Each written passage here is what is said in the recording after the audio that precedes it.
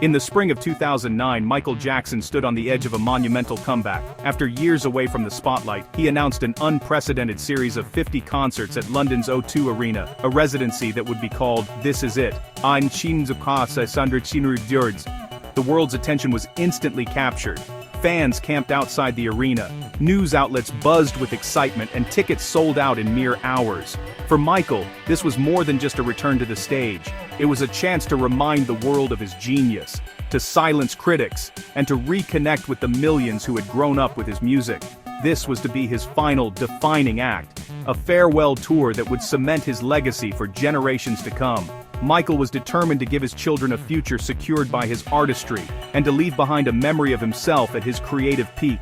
The stakes were higher than ever, and the pressure was immense. Every decision, every rehearsal, every moment was weighed with the knowledge that this was his last chance to shape how the world would remember him. The world watched as Michael poured his heart and soul into rehearsals at the Staples Center in Los Angeles. He was relentless, insisting on perfection in every dance step, every vocal run, every lighting cue.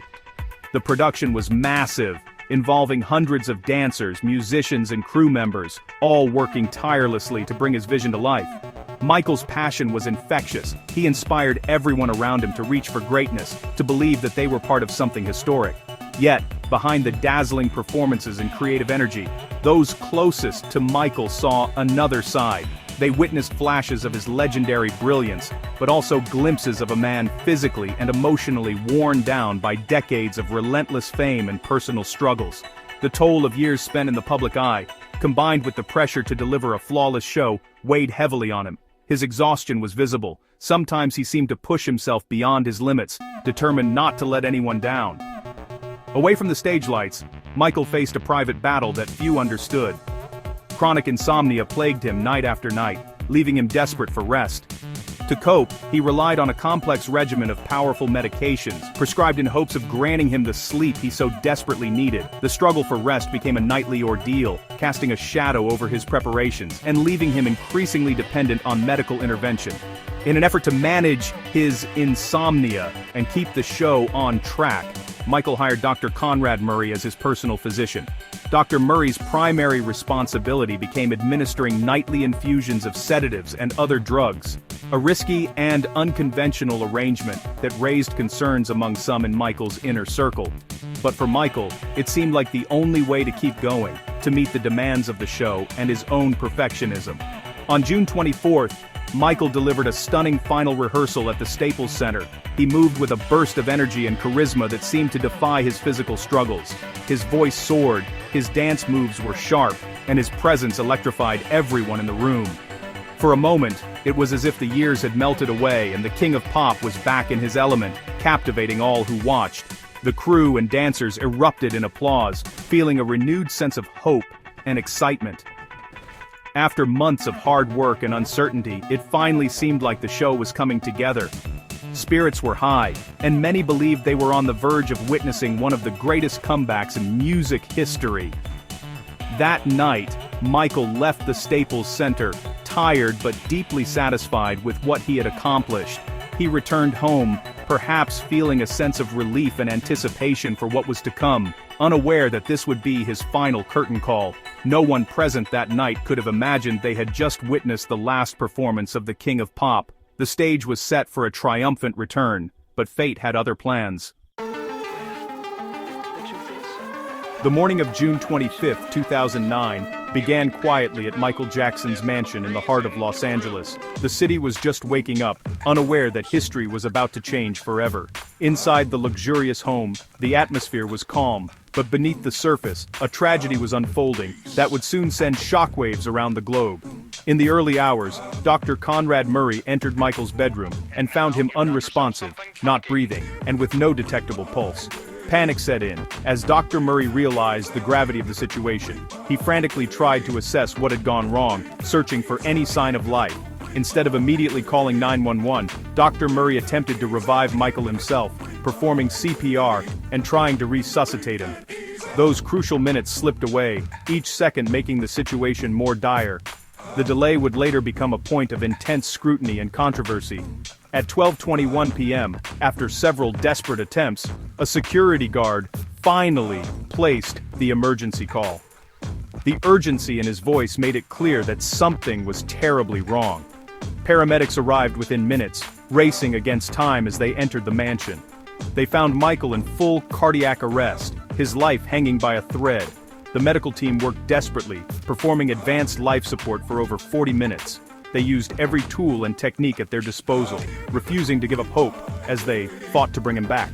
With no response, paramedics made the decision to rush Michael to Ronald Reagan UCLA Medical Center, hoping that hospital specialists might succeed where they had not. At the hospital, doctors continued resuscitation efforts for over an hour. The emergency room was tense, filled with the sound of medical equipment and urgent voices, but despite their relentless efforts, it was too late. At 2:26 p.m., Michael Jackson was pronounced dead. The news spread quickly through the hospital, leaving staff and those close to him in disbelief and sorrow. The world was about to hear the unthinkable. Newsrooms scrambled to confirm the story, preparing to deliver the shocking announcement to millions. As the news broke, people everywhere reacted in disbelief. Crowds gathered around televisions, radios, and computer screens, struggling to process the loss of a global superstar. Fans around the world began to mourn, holding candlelight vigils and creating impromptu memorials. The king of pop was gone, leaving a void in the hearts of millions. A global icon's life had ended in silence, and the world would never be the same again. In the aftermath, speculation swirled about what killed Michael Jackson. The Los Angeles County Coroner's Office conducted a thorough autopsy and toxicology tests. On August 28, the official report revealed the cause: acute propofol intoxication, ruled a homicide.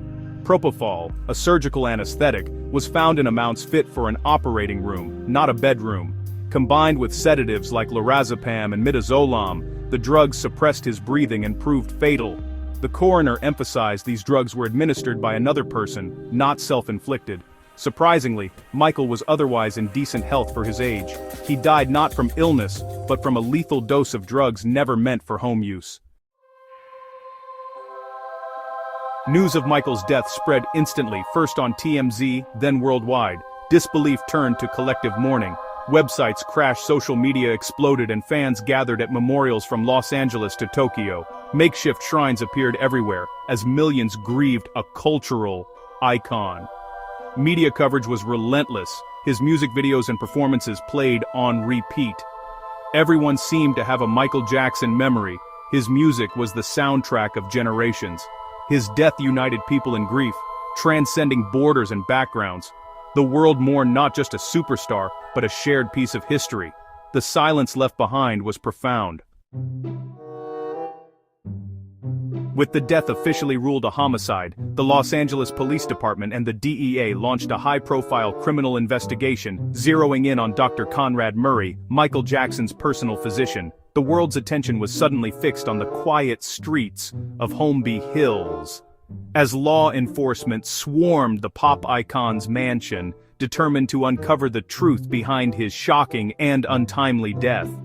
Inside Michael's home, investigators uncovered a staggering stockpile of prescription drugs, IV stands, and oxygen tanks, transforming the luxurious residence into the scene of a medical mystery. The evidence painted a disturbing picture: a private clinic operating in secret, where powerful medications were administered far from the safety of a hospital. Among the most alarming discoveries was propofol, a potent anesthetic strictly intended for hospital use. Yet here it was, found on a nightstand, used as a makeshift sleep aid in a bedroom. The presence of syringes and hospital-grade drugs in such a setting raised urgent questions about the risks Michael was taking and who was responsible for enabling them. As the investigation deepened, detectives began questioning other doctors who had treated Michael over the years. Medical records revealed a long and troubling history of prescription drug use, as well as a desperate struggle with chronic insomnia. The scope of the inquiry widened, exposing a network of enablers and a pattern of dangerous medical decisions. Nurse Cherilyn Lee came forward, recalling how Michael had pleaded with her for propofol, insisting it was the only thing that could help him sleep. She refused, warning him of the drug's deadly risks. Her testimony highlighted just how far Michael was willing to go, and how some medical professionals tried to intervene, while others did not. The pattern was undeniable. Michael depended on a cocktail of powerful drugs, and a handful of doctors enabled his addiction, writing prescriptions with little regard for the consequences. The investigation revealed a troubling culture of celebrity medicine, where boundaries were blurred and ethical lines crossed. Yet despite the tangled web of enablers, the trail of evidence always led back to Dr. Murray and the fatal dose he administered. He became the central figure in a case that would soon grip the world. The investigation exposed the dark side of celebrity medicine, where fame and fortune could buy access to dangerous drugs and questionable care. The media frenzy only intensified, with every new detail splashed across headlines and television screens. As the world watched, fans gathered outside courthouses and memorials, holding candles and signs, united in grief and anticipation. The question on everyone's mind was the same: would justice finally be served for Michael Jackson? In February 2010, Dr. Conrad Murray was charged with involuntary manslaughter. Prosecutors argued he acted with reckless negligence, administering propofol at home, failing to monitor Michael, and delaying the 911 call. The trial, broadcast worldwide, featured emotional testimony and damning evidence, including a haunting audio of Michael under sedation. Medical experts condemned Murray's actions as grossly irresponsible. The defense claimed Michael self-administered the drug, but the jury was unconvinced. On November 7, 2011, Murray was found guilty and sentenced to 4 years in prison. He served nearly 2 years before release. The verdict brought some closure, but many questions lingered. For the Jackson family, Michael's death was a devastating blow. His mother, Catherine, became guardian to his 3 children, shielding them from the media storm. Siblings gathered in grief, some convinced Michael was murdered for his assets. At the public memorial, young Paris Jackson's tearful tribute revealed the family's private pain. The loss was deeply personal, far beyond the headlines. The family later sued AEG Live, alleging negligence, but lost the case. Legal battles continued, but nothing could heal the wound left by Michael's sudden death. The family's grief endures, a permanent reminder of their loss. On July 7, 2009, the world said goodbye at a public memorial at the Staples Center. Over 1 million fans vied for tickets. Billions watched live as stars performed and friends shared memories. Michael's golden casket was a stark reminder of his absence. The most moving moment came from his daughter Paris, whose words brought the world to tears. The service ended with, "We are the world and heal the world," echoing Michael's message of unity. 2 months later, the family held a private funeral at Forest Lawn, laying him to rest among Hollywood legends. The funeral offered a moment of closure after weeks of public mourning. The king of pop was finally at peace. In death, Michael Jackson's music soared to new heights. His albums topped charts, breaking sales records worldwide. The This Is It documentary became a box office hit, and lucrative deals revived his estate's finances. Michael became the best-selling artist of 2009, with millions rediscovering his genius.